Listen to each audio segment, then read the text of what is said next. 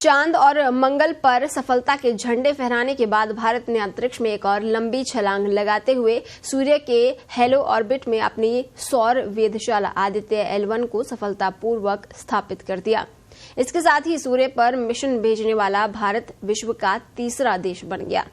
अमेरिकी अंतरिक्ष agency NASA और नासा के सहयोग से यूरोपीय अंतरिक्ष एजेंसी अभी तक सूर्य पर कोई मिशन भेज पाए थे। मिशन की सफलता की घोषणा करते हुए प्रधानमंत्री नरेंद्र मोदी ने कहा कि भारत ने एक और मील का पत्थर हासिल किया है।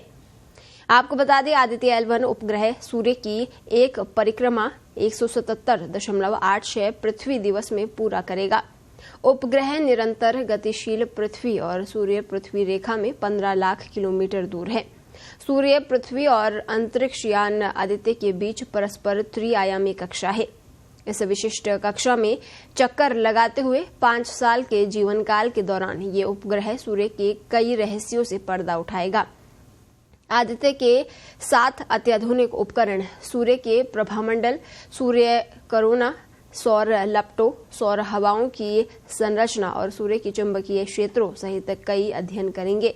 अंतरिक्षयान पृथ्वी के चुंबकीय क्षेत्र से बाहर है, इसीलिए सूर्य से निकलने वाले कई ऐसे ऊर्जावान कणों के बारे में जानकारी मिलेगी जो धरती तक नहीं पहुंच पाते। इधर नए साल का पहला अभियान सफलतापूर्वक संपन्न होने के बाद भारतीय अंतरिक्ष अनुसंधान संगठन यानी इसरो के अध्यक्ष एस सोमनाथ ने बेंगलुरु में पत्रिका के साथ एक्सक्लूसिव बात की। उन्होंने इस अभियान के अलावा इसरो की भविष्य की योजनाओं पर भी प्रकाश डाला। सूर्य पर मिशन भेजने वाला भारत विश्व का तीसरा देश बना है। जटिल अंतर्ग्रहीय मिशनों में ये सफलता कितनी महत्वपूर्ण है, इस सवाल पर सोमनाथ ने कहा, चंद्रयान 3 की सफलता के बाद प्रधानमंत्री नरेंद्र मोदी ने हमें एक दिशा दी है, एक लक्ष्य दिया है। हमें अमृतकाल के दौरान जो हासिल करना है उसकी तैयारियां करनी है।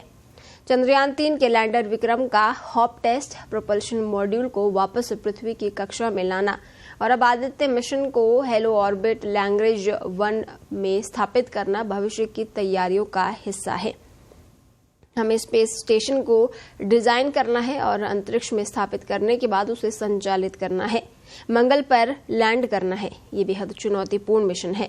इसके अलावा 2040 तक चंद्रमा पर भारतीय अंतरिक्ष यात्री को भेजना है।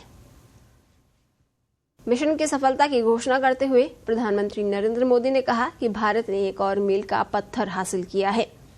आपको बता दें, आदित्य L1 उपग्रह सूर्य की एक परिक्रमा 177.86 पृथ्वी दिवस में पूरा करेगा। उपग्रह निरंतर गतिशील पृथ्वी और सूर्य पृथ्वी रेखा में 15 लाख किलोमीटर दूर है। सूर्य पृथ्वी और अंतरिक्ष यान आदित्य के बीच परस्पर त्रिआयामी कक्षा है। इस विशिष्ट कक्षा में चक्कर लगाते हुए 5 साल के जीवन काल के दौरान ये उपग्रह सूर्य के कई रहस्यों से पर्दा उठाएगा। आदित्य के